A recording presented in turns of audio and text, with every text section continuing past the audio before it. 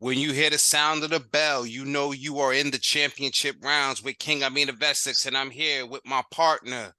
Tell him who you are. Tell him where to find you, champ. It's Bodywork Boxing, and it's Bodywork Boxing 24/7 at Gmail, Mr. _ Bodywork Boxing on the gram, and of course, Bodywork Boxing on YouTube. So let's get right to it. First topic. We're going to start with the heavyweight division, and we're going to, touch on a few fighters, but we're going to start with Usyk and Filip Hrgovic being ordered by the IBF. A lot of people, we would talk about the boogeyman syndrome. He was one that they painted as the boogeyman, but he was on the undercard of the anti-Joshua bout. He fought against Zhilei Zhang from China by way of New Jersey, or however you say that, and he got exposed. A lot of people felt like Zhang won that bout, and some people said, we one of them. I'm one of them as well. And now he's being ordered, mandatory for Hrgovic. So just let me get your thoughts on that. I think it would kind of be a layup. I think that'll be a layup because again, I think Zhang should have been in that spot, or they should have had to run it back or something. I think, but as far as I think that's a layup, man. Does that make it easy for them? The other part of that is to look forward to. They're saying that Usyk and Fury should be on track before, May of next year. That's the idea.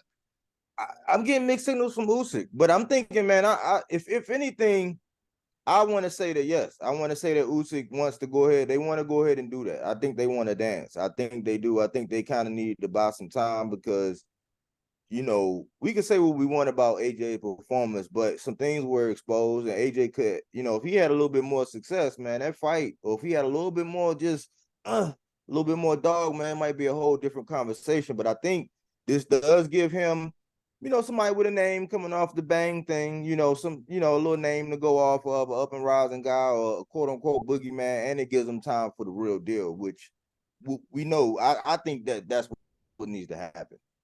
Now, the real deal, we talk about the fight with Fury. And so Fury, he's in a layup, if you will. He's in there against Derek Chisora. They're in a rematch. I guess that's a quadrilogy. Yeah. I can't dress it up. You can put syrup on shit, don't make it pancakes. You understand? So but again, I think you got both of these fighters in fights where they're looking past their opponents. Usually we say that's not fair to do in boxing, but I kind of think this is fair to do, right? Do you agree with that sentiment, that this is fair? I mean, a precedent was already set. By Canelo all these years, when you up there and you the top dog and we talking about the heavyweight now, now you get a little bit of, what I'm saying? I can't say it's slut talk, can't say it's A-side slut talk, but you get that privileged treatment. You know what I'm saying? You get your fancy tickle on the regular, you know what I'm saying? So you kind of got the world at your beck and call, and some people just like, hey, you missed the spot. You know what I'm saying? Hey, shine me right. So they get to buy a little time. They get a little bit after this. I don't want to see this drag on. I think after this, after they get their little layups, you know what I'm saying, out the way, then they need to go ahead and bang. Yeah. No, I agree totally. And somebody that's going to be, I guess, getting the opportunity, although it's kind of home cooking, Daniel Dubois is on the undercard of that Fury and Chisora bout. And I felt like because of, what the sentiment of many is, Hrgovic could have been in there with Dubois, a fighter like Dubois, and let Zhilei Zhang get it on with Usyk if that's the way it was supposed to land. So, what do you think about Dubois returning on the undercard of the Fury bout? I think it's a signal which way they're trying to go. Does anybody get that slot? So they got their eyes. I think that's, if you don't get the big head like we saw this weekend, if he stays hungry and he comes in and he commits and don't, start reading the news clippings and start thinking more highly of himself than he should, I think it's good exposure. And I think it's signaling to them that, hey, this is our, this is our guy, because that's the buildup. You fight underneath on the undercard as a buildup. So, it's a lot of pressure, it's a lot of exposure. You know, I would have rather seen him against a Hrgovic at this point, but the bar showed me something that last time he fought. Now, he showed a little killer. I don't know too much about his opponent, but he actually showed the ability, what I'm saying, to get somebody out of there when it's time. So, and not only that, just to highlight some of Dubois' recent achievements, he picked up that WBA from Trevor Bryan. What he had to do, he went through some adversity, fought on the undercard of a Jake Paul fight out in Ohio. Then he fought again out in Warren, Ohio. You know what I'm saying? Against Trevor Bryan on a Don King card to actually obtain that title. I think that fight before that, he was in Miami or something. So he came up a different route. He's getting this fight at home. I think this is a nice touch for him. Like you said, building him on the undercard of a Fury fight. I think it's a beautiful highlight. If I had to compare him, he's their Jared Anderson, right. Yes. They're going to build him up in the same way for the future. And it will be lovely, I think, for those guys to meet in the future. Speaking of future, let's talk about some of these mandated bouts. We don't know if they're going to happen because of the way these funny ass mandates work, but is there anything that stood out to you of these mandated bouts? Yes, I recall on our show. I don't know, man. I think the boxing guys is rocking with us, man. Because I remember you had asking me. I was explaining this to somebody else. Remember when the Ryan Garcia? You was like, man, Ryan Garcia and Shakur. That kind of interests me. I was like, oh yeah. You like that don't interest you? I said, well, what does interest me is Isaac Cruz and the Shakur, and lo and behold, it then came down. I'm like, wow. But the reviews I'm seeing, I'm getting mixed energy. I'm like, why wouldn't we want that fight? Like, I would like it. I would like to see, because you got the pure boxer against the puncher, to come forward. You got the bull and the matador.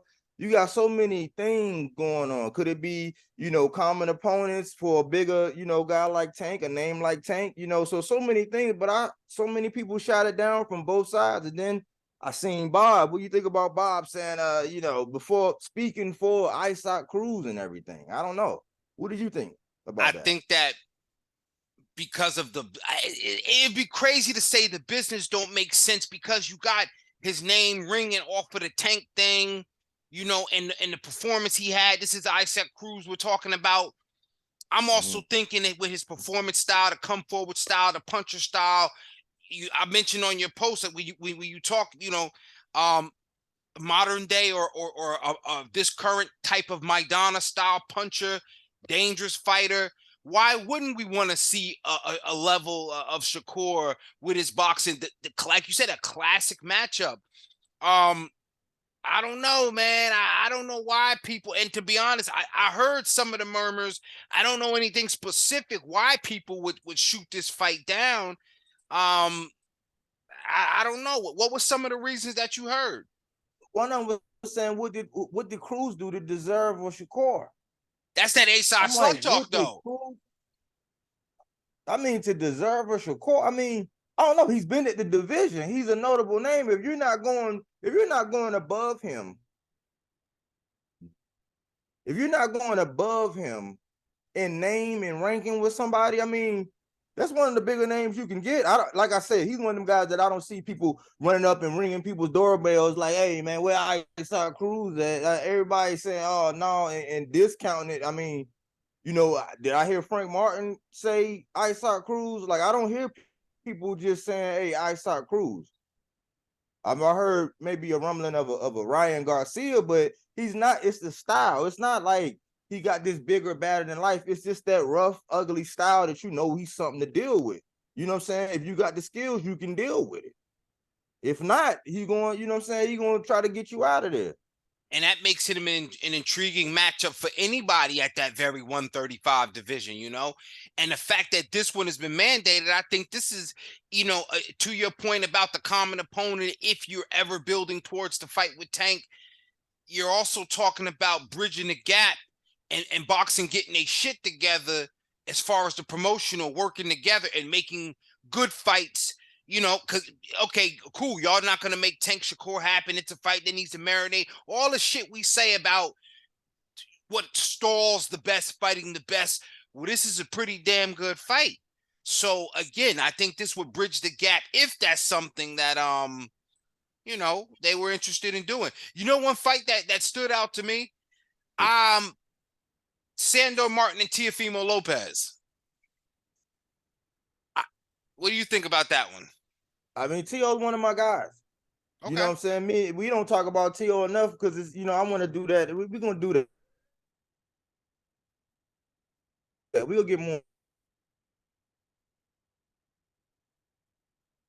Definitely knocked down all that, but we'll talk about that. But Sandor Martin, the jury's out because I'm like, remember I said Mikey Garcia? It was Mikey Garcia, Danny Garcia, Porter, Sean Porter, Kell Brook, that whole generation. He's kind of, he got that Mikey that was a used car salesman. But I don't know, that wasn't the Mikey that everybody was heralding before he went up and fought Errol Spence. I don't know which Mikey that was, so I don't know how much trust I have in Sandor, because Sandor wasn't necessarily knocking on Gary Antoine's door. I mean, T.O. just got there. So I think that's a good fight, because I'm going to close it with this. T.O. right now is in a position where he's damn if you do, damn if you don't. Because I've been going through some debates online about it. And I'm like, well, dang, who does he fight? So the fact that he's mandated a name, it's like if he go in there and get rid of him after what he got on the table now, you know what I'm saying? That's some good names. I'm like, who are you supposed to fight when you first move up? You don't have your belts. You didn't bring those. So who are you supposed to fight? And that's why I like that fight. That's why I like that fight, because Sandor Martin at 140, he hasn't done much. He's fought pretty good as far as internationally. The only thing that, because he's a DAZN guy.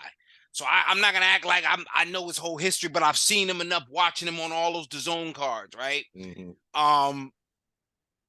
It's a good fight at 140. You come through with Pedraza, you come through with Sandor Martin, you're building a resume at 140, you're doing something. I like that, okay? But Sandor could be tricky. Sandor could be tricky because, nothing with the power-wise. And I think the real key to this is T.O. Which T.O., what T.O., and what T.O. got going on. I love T.O. because listen, let y'all in a secret. T.O. is a Leo gang. Okay. We can be mercurial, we can be different in certain elements, and I just want to know which T.O. is coming to the table. He's very emotional, he's very passionate. He's never let it get the best of him, but I think somehow in some of the biggest moments, now again, he had the situation where they said it was a medical, but I'm not questioning none of that. I just question like the decisions with the whole Triller thing. Doesn't make him any less of a fighter because he's getting back on track. The Martin fight gets him back on track. And then there's plenty fights. So let me go into something too, because these is two guys. I was talking, their boxing guys are listening to us, because I damn sure mentioned Subriel Matias the other day. I know I did. Yeah, you did. And he's now been IBF for one of Josh Taylor's vacant IBF titles, I believe, against Jeramias Ponce.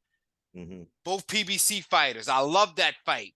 Then there's another fight that's happening now. We know it for another one of those chips. The Infinity Gems got split up with the whole Catterall. So you got Regis Prograis and Jose Zepeda. What do you think about that situation going on at 140? I think it's a good situation, man. I think 140 is lit. That's why you can't come up there. That's why I've been saying when I was asking when Devin go up to 140, who was he gonna fight? Because I think he took a gander and was like, I like Lomachenko right now. I think, we good, man. Hey, training camp, nutrition, we good. Because 140 is looking, and T.O. already been there. Now, when I go back to the T.O. thing, look, he's happy. You know what I'm saying? And then I also draw some of the same similarities, ironically, to Jermell. You know what I'm saying? Very passionate, very emotional. You're gonna get however they feel. Then that's a gift and a curse. You know what I'm saying? I can be that way sometimes too. You know what I'm saying? You're gonna get at times you're going to get different sides. And I think that one of the things we got to consider with T.O. is that he's a young champion, but his father, just like when people have children early and you pretty much grow with the child, in this whole process and what he's been able to get T.O. to do, he's had his moments where some of the blame could have been like, hey, Pops, you know what I'm saying? Like, look, who the father, who the son, who, you know what I'm saying, reel it back in. So some of that growth, but I think he's in a happy place because both the times when he had adversity with the Nakatani fight and with the Kambosos fight, he wasn't in a good mental place. True. I think he's getting some wins, you know what I'm saying? He's getting back in the win column. His name is starting to ring and he's happy. He's doing flips and working out and you get to see it. And he, once he get up out of the cloud of always being judged, he's good. With Zepeda and Regis, man, I go back and forth for who I got in that one. I'm leaning Regis. You know what I'm saying? I'm leaning Regis because, I think he should have got a rematch back with Josh Taylor, but he never got it. People didn't clamor for it. And he's taking a long way back to actually getting back. And I think it now represents something else for him. And Matias, we know he a killer. Yeah. I don't know much about, the Ponce guy. You know what I'm saying? I think I might have seen him, but, as far as I want to see him in Antoine, if we talking PBC. And that would be a nice, as far as levels of development, that would be a nice fight. And again, we talked about Teal, we talked about Sandor Martin, 140, you know what I'm saying? It can be a very deep division. Now, switching speeds a bit, we're going to talk about the women because this past weekend, Natasha Jonas came off with a big victory. She looked very strong, great with the counter punching. She's a southpaw. She looked rugged in there. I love the style. And now she's positioned herself. I guess 2 fights are on the table, 3, depending on you ask Slick Eddie Hearn. Okay. We know that the option for the Taylor fight has been talked about. That's what Jonas, I think, wants. Both Jonas and Clarissa Shield have flirted the idea about a fight between those two. And then you got, again, Slick Eddie's throwing in there a rematch with Terry Harper for Natasha Jonas. So just look at the 3 potential fights that are on the table, right? Women's boxing, either the rematch with Kate. Remember, rematch with Katie Taylor, rematch with Terry Harper, right? All current champions, or a new fresh ribbon, a fresh decoration to women's boxing with a match against Clarissa Shields. Is that an embarrassment of riches? Like, what's your prick your poison? Tell me, which would you like?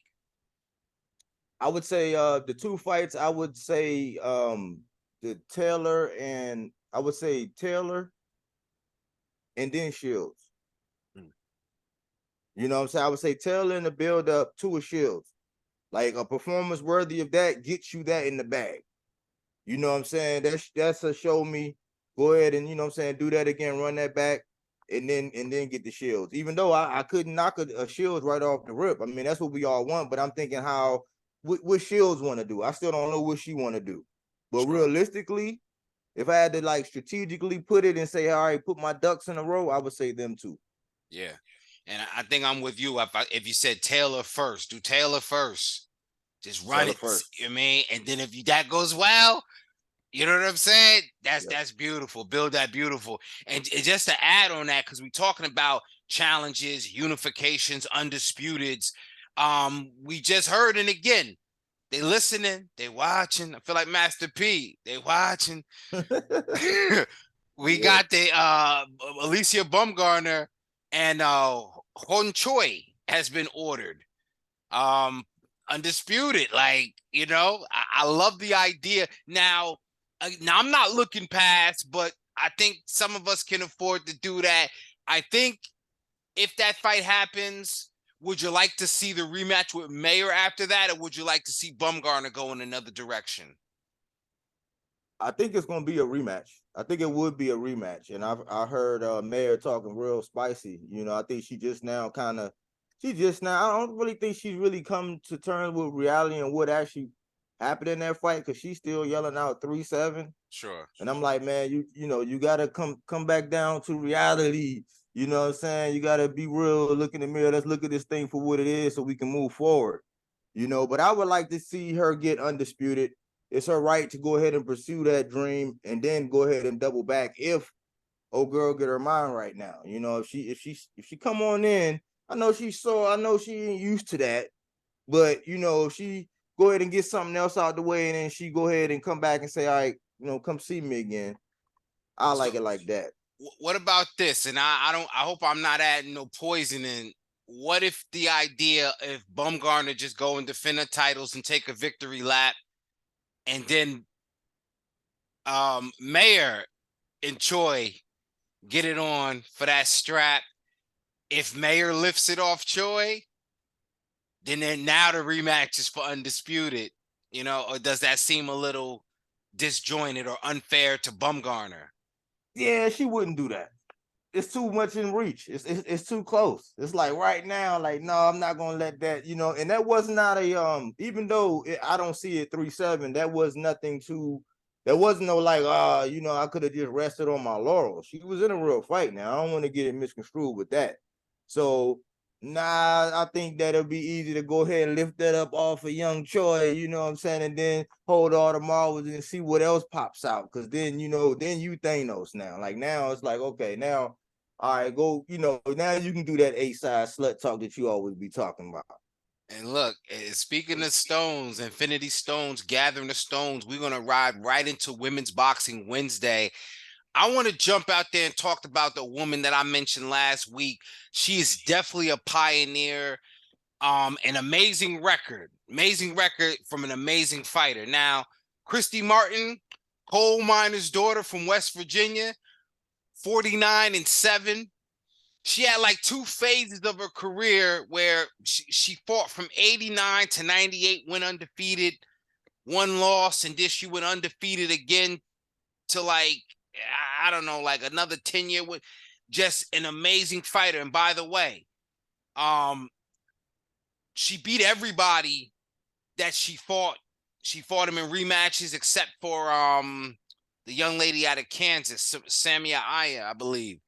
But um she's got some notable losses because this is what and this is what's important about her legacy. This is what the pioneers have to do. You have to be in there to go against the up and coming. So she does have a loss to Holly Holm. She does have a loss to Layla Ali. And she fought at 140 and she moved up to fight Layla Ali when she took that loss. A little bit different from what some of the fellas is doing or ain't doing. Okay? When she lost to Holly Holm in 2005, she took that on the chin. You understand? Rematch with Mia St. John. I mean, she's got, and now she works as a promoter based out of Florida. Um, got a hell of a history outside the ring, man. You know, she's got a documentary on Netflix. You know what I'm saying? She party like a rock star. Yeah, she was that kind of girl, man. So shout out to Christy Martin, man, the coal miner's daughter. Salute to Christy. That was a good one, man. That's a tough act to follow, man. But I'm gonna keep it in the vein of pioneers. Cause I'm talking about Marlen Esparza, and she was the first woman to represent United States in women's boxing when she went there, and I think she won the bronze in London. She has 14 bouts. She's 13-1. Only lost to Super Bad, which you know that's not a bad thing because she's super bad, but she's very active. She fought twice this year, once in April, once in August, and big bright smile. She's really like a technician. As far as boxing, she only has one knockout, but real good personality. From She's from Texas, Houston, Texas, and for my research, that's all I gathered from her on that. But yeah, a lot of women look up to her. When I was doing my research, because we starting to cover all the women, but I'm like, okay, so now I'm looking for who can I, you know, because it's almost like a drink champs thing where you got to be in it for 10 years, and it's kind of, I don't want to just pick anybody. Sure. But so I was looking, man, and she's in the top 10. She's noted, her name kept popping up in the top 10. That's one of the reasons why I chose her. So I wanted to shout out to her, you know, being a pioneer. getting the bronze, being the first woman to represent and get on the team. And one thing we can point out as we talk about these women's resumes, man, um, we can look at it and say, okay, who was the top fighter or the rising star of their contemporary? And they're on each other's resumes. Yes. That's one thing I'm noticing as we continue to build this Women's Boxing Wednesday, man. That's the one thing I'm noticing for sure. You can look and see the contemporaries are there, the rising stars against the one-time greats and so on. There's a lot of triangulation, a lot of common opponents, a lot of overlap. And I think men's boxing needs to take. I'm not just pandering, I'm telling you what's real, man. Do your research. It is so serious, man. Men's boxing, you guys need to take a page out of the women's history books. Yes, that's true. I couldn't have said it better, man. They do. They gotta watch these women, man.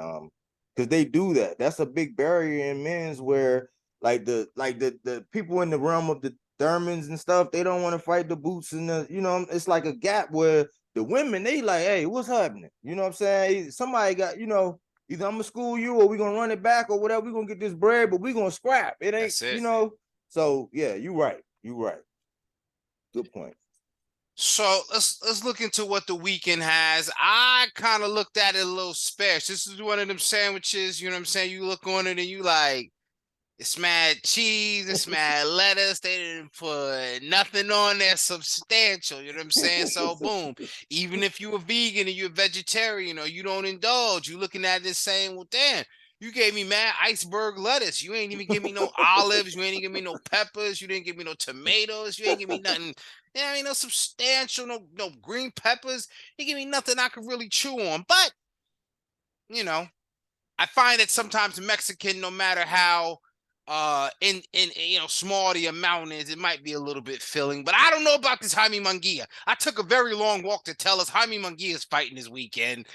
And I don't know how I feel about it. What do you think about first of all, what do you think about Jaime Munguia? Because I mentioned on one of my posts that this guy, the Booger Man, he is more of Jaime Munguia's speed.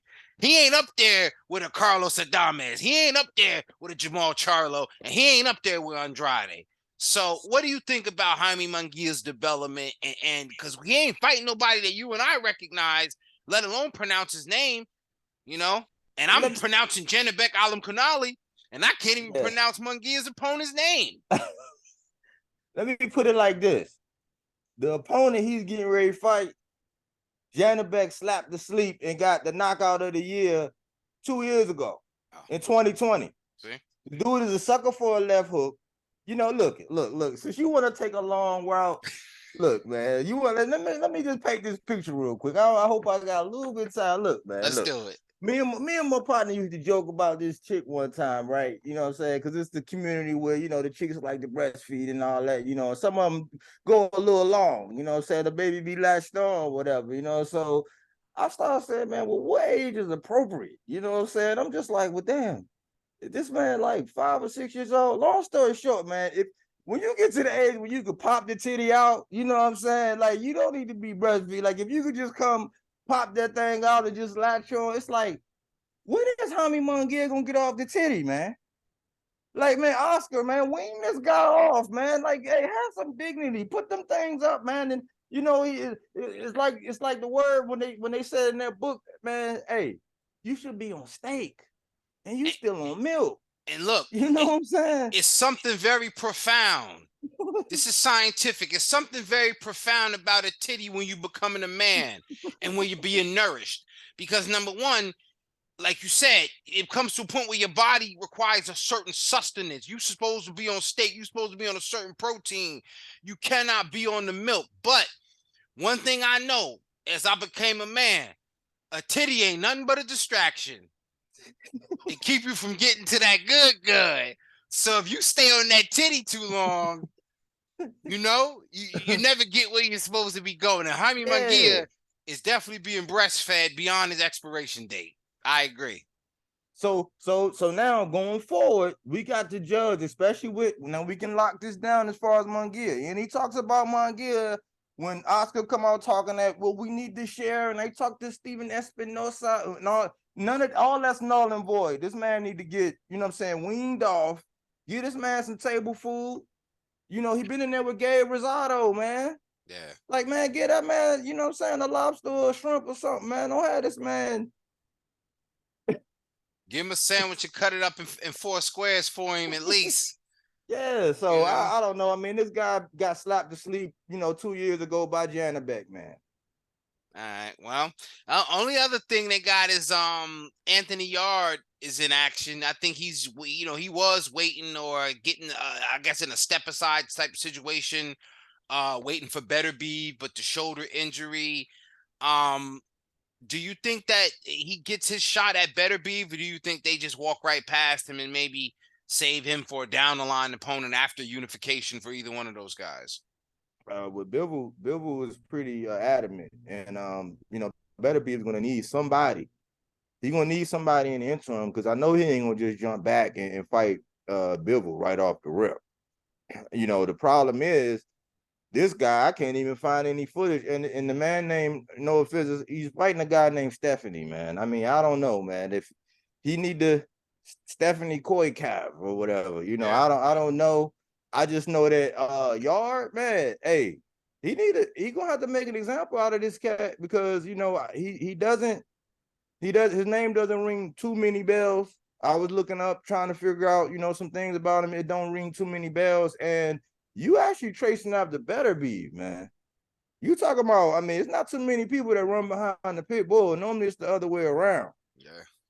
So I think it works out to where if he going to put a statement, he might be able to get it because I don't know if he could really hang with a better be other than having like a real puncher's chance, unless something has happened and developed, you know. But I True. think it'll be good. I think those things need to happen in order for the realistic thing, what we all want Bivol and Better Beef to happen, if that makes sense. No, absolutely, man. Absolutely, man. Um, I don't think there's anything else as far as fights this weekend. I'm not gonna be at least I'm gonna watch. I'm gonna watch. I'm not gonna be glued to the Munguia card. I'm gonna see if there's anything else, any hidden gems that Golden Boy might be trying to sneak on there. Mm-hmm. I'm gonna watch the UK action because it's great for me during the daytime. And I think, this weekend, I think we just kind of kick back and appreciate the I guess the anticipation of what's to come. We got the mandated fights. We got some other action coming up December 10th, big cards. The Hasim Rahman bout has been changed. So we're going to keep our eye out for anything else going on. And is there anything else that we missed? Anything else we didn't cover that we should? Only thing is, I would say, when we talking about 140, Richardson Hitchens, he did his thing. See? And Ray Ford, he also did his thing, came into his grown man strength. We were checking Khalil Cole, he did his thing. So we talked about those things. So I just wanted to get him in, you know what I'm saying? In Montana, he had that lazy love. So Yeah, man. I was disappointed with the outcome of that fight, but there was some people that was talking about Stevie Sparks being sneakily a dangerous opponent, for Montana Love. Everybody in the world to tell you, oh, he was fighting in hometown. I knew it. But it was more people that I heard really pointing to Stevie Sparks being a kind of sneaky type opponent, a trap opponent, if you will. And definitely shout out to Richardson Hitchens, Brooklyn's own. Definitely shout out to them Jersey boys, Camden County's own Ray Savage Ford, and also Jersey City's own Khalil Cole. Shout out to my guy Jimmy Williams too out of Plainfield, and shout out to Robert Terry out of what's this place? I'm tripping. He's out of Jersey City as well. Shout out to Saleh Ali out of North Bergen. He was on the card as well. Just giving those guys a little bit of honorable mention. They were on that Ohio card, and big ups to them. yep, salute. Anything else, champ? Or we good? I think we're good. I think we covered everything. You know what I'm saying? We got some other things going about for boxing minds, you know what I'm saying, that we'll get to, some more of that in depth. But yeah, I think we covered it all, champ. But we're gonna go ahead and pull off the mitts and throw in the towel here, ladies and gentlemen. Always a pleasure having my co-host with a brilliant mind. We broke it down today for you. Y'all stay tuned for more to come. Don't forget to check him out. Don't forget to check me out. Tell them one more time where they can find you. Bodywork Boxing on YouTube, Mr._Bodywork Boxing on the gram, and Bodywork Boxing 24/7 on Gmail. At Bodywork Boxing, we don't take things for face value. We do that body work. And it counts most in the championship rounds. I tell you, ladies and gentlemen, we out of here. Absolutely. Salute, Jet.